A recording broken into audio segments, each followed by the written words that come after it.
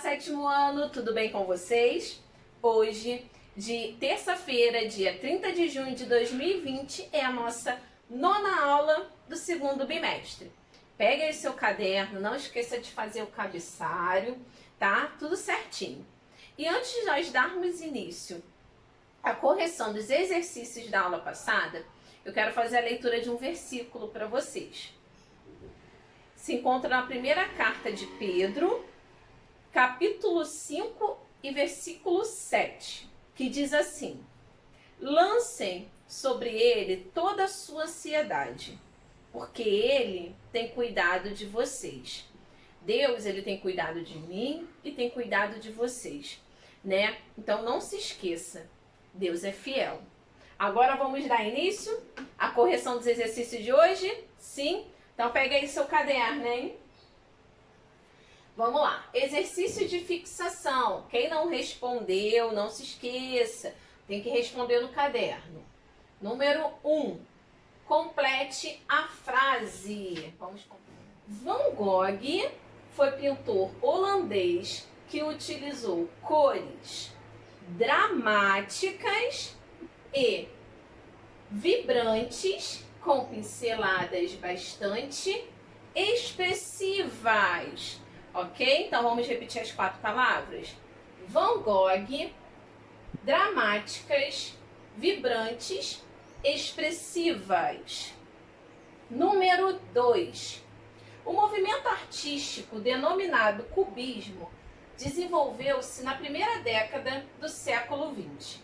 Liderado pelo espanhol Pablo Picasso e pelo francês Georges Braque, a partir da figura, assinale a opção correta com relação às características desse movimento.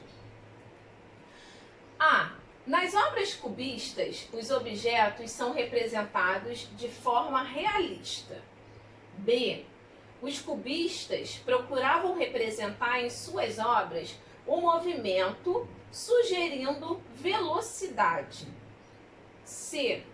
Por meio das imagens fragmentadas, os pintores cubistas procuravam passar uma ideia de profundidade. Ou letra D, nas obras desse movimento são marcadas pela decomposição e geometrização das formas naturais. Qual é a resposta? Que é a relação, né, a opção correta em relação às características desse movimento? É a letra D. Isso aí, letra D. Agora, número 3. Onde e em que ano surgiu pop art? Então, pop art ou art pop é um movimento artístico surgido na década de 1950 no Reino Unido, mas que alcançou sua maturidade na década de 1960 nos Estados Unidos. 4. Analise a imagem. Essa imagem aqui, tá? Que tem por título essa obra Mary Moore, feita por Andy Warhol, o artista Andy Warhol. O Andy Warhol foi um dos representantes da pop art. A imagem apresentada traduz a concepção desse movimento artístico quando... Então vamos ver qual é a resposta correta. Está de acordo com esse movimento, pop art. A. Escolhe uma personalidade feminina para tema, associando a arte à luta do movimento feminista. B. Apresenta um único rosto em sequência, demonstrando a singularidade dos indivíduos celebrados.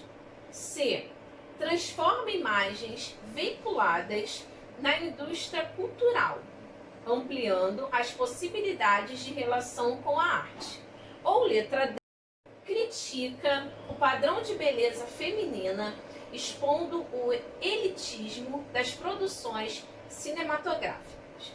A resposta correta é a letra A. Isso aí, hein, gente?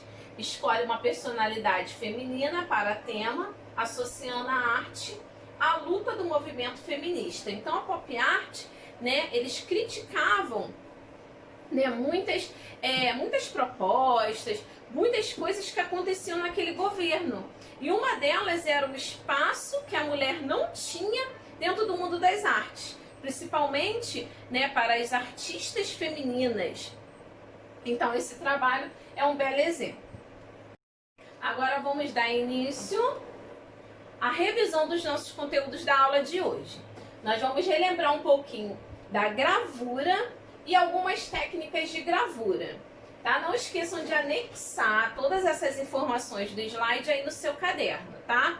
Porque esses conteúdos serão cobrados na avaliação do segundo bimestre. Lembrando que esses conteúdos, eles também estão no livro, da página 41 até a página 44. Então vamos relembrar um pouquinho sobre a relação da gravura, né, e qual a diferença da gravura para o desenho. Embora o resultado formal de cada um deles seja bastante diferente, embora o desenho e a gravura sejam similares, tá? Eles são similares, mas não são iguais. A grande diferença entre eles se encontra na técnica envolvida. Não se esqueçam, tá bom, gente? Então a diferença está na técnica envolvida. A gravura difere do desenho na medida em que ela é produzida pensando-se na sua impressão e reprodução. Tá? Então a gravura você consegue reproduzi-las várias vezes. Então aqui, esse primeiro exemplo aqui é de um desenho, tá? Você consegue ver aqui, ó, até um pedacinho aqui da mão do artista, do desenhista, né, de um papagaio. E eu separei agora uma gravura. Então, esse é um desenho, tá? E essa segunda imagem já é uma gravura, também de um papagaio. Então, a diferença entre desenho e gravura se encontra onde? Na técnica que é utilizada para fazer a gravura. Então, lembrando, gravura até no artista que nós trabalhamos bem, né, nesse bimestre, que é o J. Borges. A gravura é uma técnica artística na qual é possível imprimir várias cópias de uma imagem a partir de uma matriz. Tá? Então aqui nós temos uma matriz e a partir dela você consegue fazer o que? Reproduzir várias outras imagens da mesma imagem. Então essa daqui, ó, a matriz que eles estão utilizando, a base é de madeira.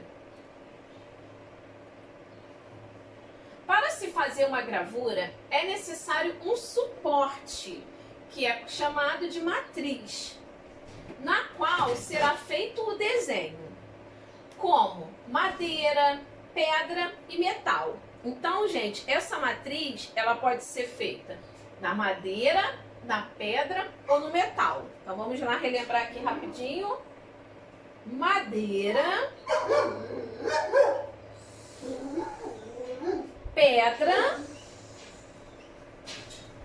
e metal, ok? Ao contrário do desenho, os procedimentos técnicos empregados na gravura permitem a reprodução da imagem. Agora vamos relembrar um pouquinho de uma das técnicas utilizada na gravura, que é uma das mais conhecidas, que é a xilogravura. Xilogravura significa gravura em madeira. É uma antiga técnica de origem chinesa em que o artesão utiliza um pedaço de madeira para entalhar um desenho, deixando em relevo a parte que pretende fazer a reprodução. Tá? Então vai ficar em relevo. É feita então a técnica aqui na xilogravura de 3D, tá? Porque tem profundidade, tem largura e altura. Em seguida, utiliza a tinta para pintar a parte de relevo do desenho. Então aqui vocês conseguem ver a matriz, tá? Aqui a gente não consegue observar o relevo, mas tem. E a tinta, ela vai pegar somente aonde tem o quê? É a parte do desenho, na qual você quer fazer a gravura. Então a matriz e aqui o resultado da gravura. arte da xilogravura é realizada em 3 etapas.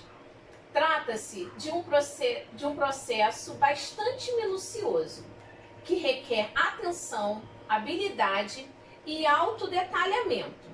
Confira a seguir o passo a passo. Então tem que ter bastante paciência, né? Prestar bastante atenção na hora que o artista estiver fazendo ali, né, o seu desenho.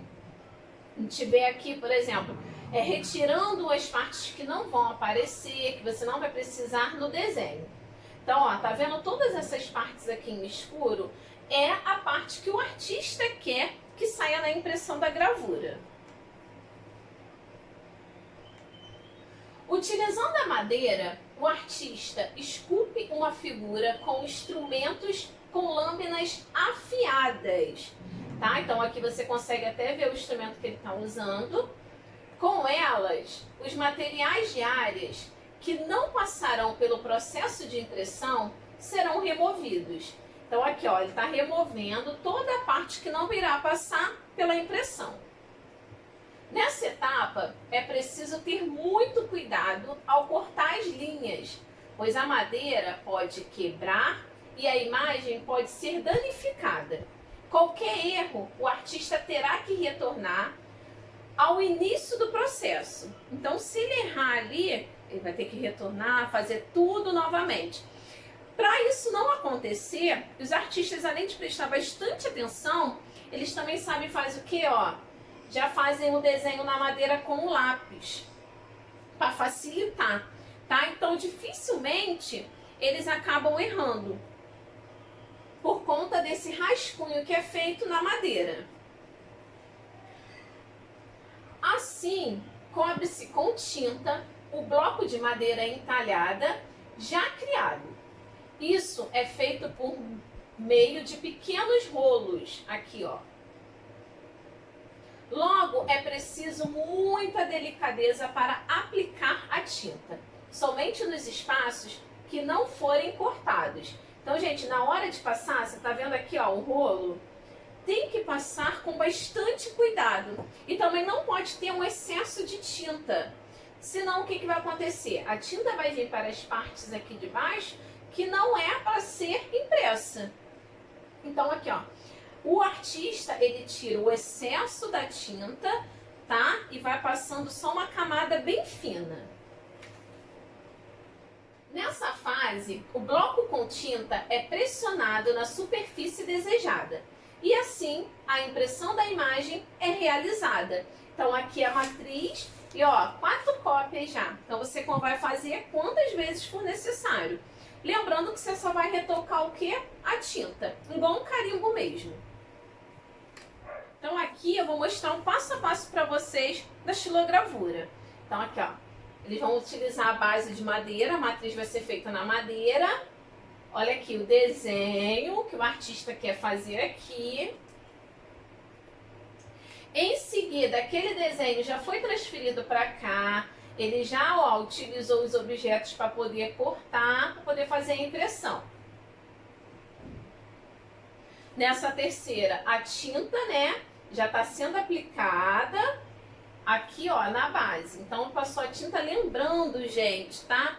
Que não pode ter excesso de tinta, senão o resultado não vai ser positivo, não vai conseguir sair a imagem, vai ficar borrocado. E aqui, ó, passou a tinta, e vamos agora para o resultado. E, tcharam, o resultado. A matriz, madeira, e aqui o resultado da impressão dessa gravura, usando a técnica da xilogravura. Isso aí, não se esqueça. Agora vamos fixar esses conteúdos respondendo os exercícios da nossa aula de hoje. Lembrando que vocês deverão responder no caderno. Número 1. Seu trabalho consiste em gravar elementos das ruas em bolsas e camisas.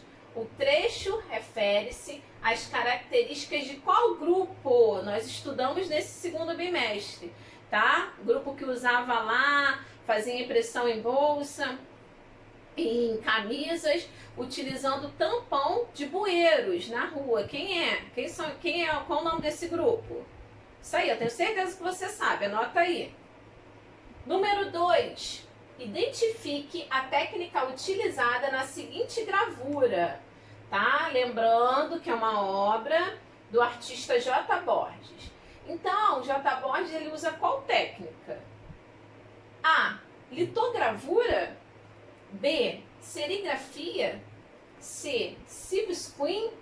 Ou letra D. Xilogravura. Número 3. Complete a frase. A. É um dos grandes artistas da e difunde essa arte retratando o Nordeste para o mundo. De que artista nós estamos falando aqui? Fácil, né? E número 4, agora o artista é você. Faça uma obra de arte apropriando-se da ideia de carimbo. Lembra que eu falei que a gravura, as técnicas utilizadas são muito parecidas com a do carimbo? Então, vocês já fizeram com a base de isopor uma vez, vocês lembram? Agora, vocês vão utilizar outra técnica que dá para fazer esse mesmo resultado, que é a técnica com barbante, tá? Então, vocês vão fazer um desenho contornando com barbante colado no papelão. E serve como matriz para a produção de suas impressões. Use a criatividade e capriche na pintura. Eu vou mostrar agora uma imagem que você vai conseguir entender melhor. Então, vocês vão pegar um papelão, tá? Pode ser no tamanho A4, né? No tamanho da folha de ofício também, fica a seu critério, só não pode ser muito pequenininho não, tá, gente? Aí você vai escolher o desenho que você quer fazer, para sua impressão. Ah, eu quero fazer aqui, ó, o mar com o pôr do sol, aqui umas ondas, o sol, uma nuvem. Aí você vai desenhar, em seguida você vai colar barbante. Colou barbante? Espera secar. Depois que secar, você vai passar a tinta, lembrando que você tem que passar a tinta, ó, somente no barbante. Você pode usar o rolinho ou você também pode utilizar o pincel. Mas não pode colocar muita tinta, ok? Senão o resultado não será positivo. Aí depois que você passar a tinta, que eu quero passar tinta amarela, aqui vai ser azul claro e aqui vai ser azul escuro, ok? Ou branco. Você vai lá e vai carimbar na sua folha que você desejar. Essa folha não precisa ser necessariamente branca. Você pode, por exemplo, utilizar uma folha preta, uma folha fundo azul, tá? Só lembrando que o fundo que você escolher a sua cor, você não vai poder usar a tinta da mesma cor, senão não vai sobressair o desenho. Vou mostrar mais uma imagem para vocês entenderem um pouquinho melhor, ó. Esse aqui escolheu fazer uma flor, outros desenhos abstratos. E olha aqui o resultado. Bem legal, né? Então, é sua vez de criar, não esqueça, use a criatividade. Faça quantas imagens for necessário, não precisa ser apenas um desenho não, você pode fazer vários. E não esqueça de anexar esse desenho aí no seu caderno e também colocar um título para a sua obra ou as suas obras de arte. Ok? Então por hoje é só. Nos vemos semana que vem, uma terça-feira abençoada. E não se esqueçam, hoje nós temos um encontro marcado lá no Zoom, pelo Zoom. Aguardo todos vocês. Fiquem com Deus.